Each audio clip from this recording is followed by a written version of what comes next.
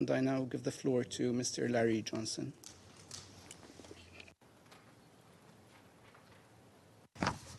Thank you, Mr. President. My compliments to the distinguished members of the Security Council. My name is Larry Johnson. I'm here today to speak in support of Russia's desire to have the United Nations Security Council conduct an open and comprehensive investigation of the sabotage of the Nord Stream pipeline in September of 2022. I'm here at my own expense without compensation for my time.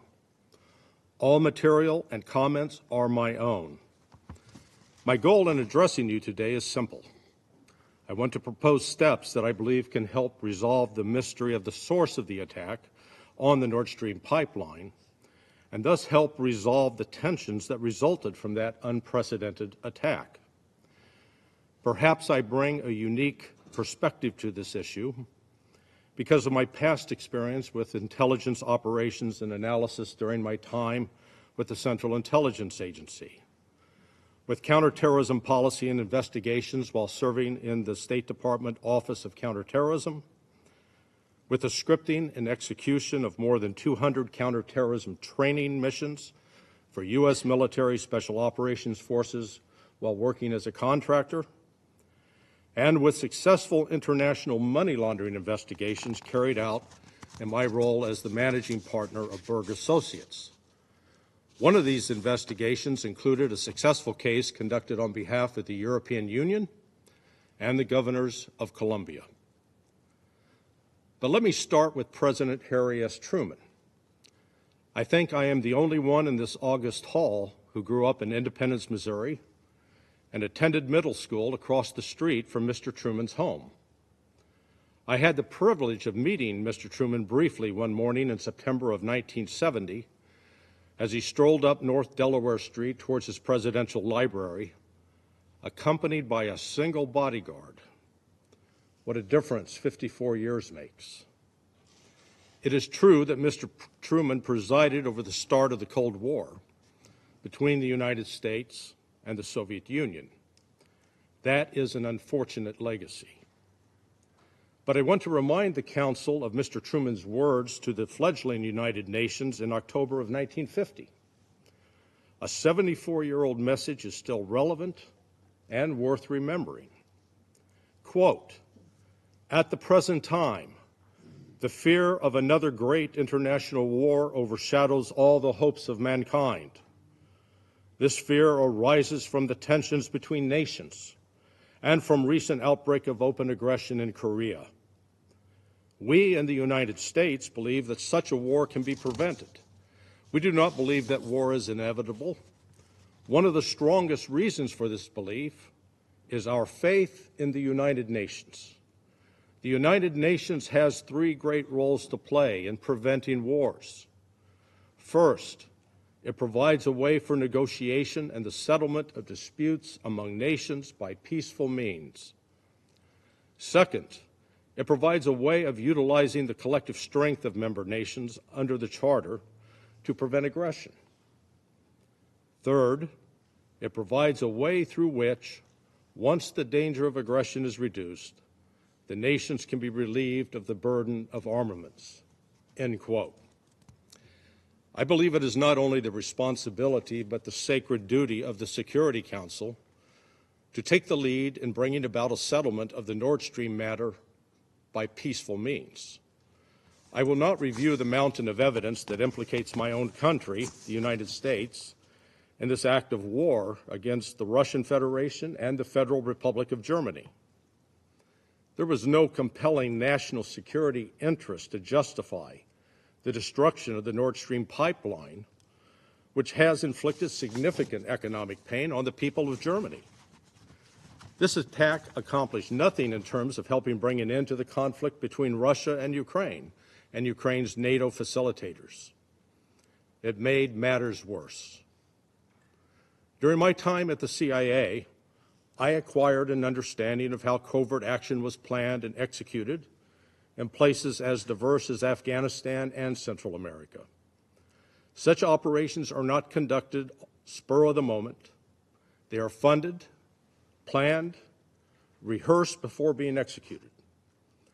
Seymour Hersh's account of the U.S. covert action against the Nord Stream pipeline is consistent with the knowledge I acquired during my time at the agency in the late 1980s. When I began working for Ambassador Morris Busby in the Office of the Coordinator for Counterterrorism at the U.S. State Department in the fall of 1989, one of my first tasks was getting country clearances for the FBI as they investigated the terrorist bombing of Pan Am 103, which crashed in Lockerbie, Scotland in December of 1988. One of the most important lessons I drew from that experience, which I believe is relevant to the Nord Stream matter, was the difference between a criminal investigation and intelligence activities. Great care was exercised to ensure that the evidence gathered by the FBI was neither tainted nor spoiled by intelligence activities. It was a fine line, but Ambassador Busby made sure that the FBI and the CIA stayed in their own lanes. And maybe that is the most important lesson of all, the leadership demonstrated by Ambassador Busby. Professional, mature leadership is essential to the successful investigation of complex international operations that result in attacks like Pan Am 103 and the Nord Stream pipeline. Although the criminal indictments against the two men implicated in carrying out the bombing did not come until November of 1991, the evidence that cracked the case was in hand by March 1990. That's only 15 months after Pan Am 103 fell from the skies, and is 20 months before the criminal indictments. Compare that investigation with the indifference and lack of curiosity demonstrated by the NATO countries with respect to Nord Stream. It has been 19 months since the pipeline was destroyed, and the NATO countries appear to have adopted the posture of the three wise monkeys: see no evil, hear no evil, speak no evil. I have some insight into the logistics and execution of the attack on Nord Stream, thanks to work I did on behalf of the U.S. Military Special Operations Forces. That work commenced in the spring of 1994 and ended in 2016. During those 22 years, I was part of a team that scripted multiple counterterrorism exercises. We would create scenarios such as a group threatening to use a biological weapon in a North African country, and then replicate the diplomatic and intelligence traffic, reporting the threat to stimulate a response by the particular military diplomatic task force tasked both to analyze, contain, and defeat the threat. In the course of this work, we also had to think like saboteurs or terrorists, understand their motives, understand the capabilities required to carry out such an attack, and identify the kinds of resources and training that would underpin such a terrorist operation. 4 years after I started consulting with the U.S. military, I, along with 4 others, started Berg Associates. 2 of my partners previously worked with the Drug Enforcement Administration. One ended his career as the Chief of International Operations of DEA. The other ran storefront undercover money laundering operations here in New York City. One of our first jobs was the investigation of what is commonly known as the Bank of New York Russian money laundering case. We also organized investigation and collection of evidence that was used to file a Civil Racketeer, Influenced, and Corrupt Organizations Act, also known as RICO. This was done against major tobacco companies which were laundering money for drug cartels. 2 separate causes of actions were filed on behalf of the plaintiffs, the European Union, and the governors of Colombia. My point in mentioning this history is to emphasize that even in complex international investigations, without access to classified material, we were able to gather massive quantities of evidence which would have been admissible and stood up in a U.S. criminal court. In doing these investigations, I learned that Disneyland has it right. It is a small world, after all. The nexus between criminal organizations, major international corporations, financial institutions, and intelligence organizations is not a fantasy. It is real and involves hundreds of billions of dollars. My experience convinces me that a properly funded investigation carried out by professionals will uncover documents, informants, eyewitnesses that can prove beyond a reasonable doubt who carried out the Nord Stream pipeline bombing. The nations assembled here have one advantage in an investigation that we as private investigators did not have. You have signals intelligence, satellites, you have data stored, for example, that can provide intelligence ranging from the movements of ships to the movement of money.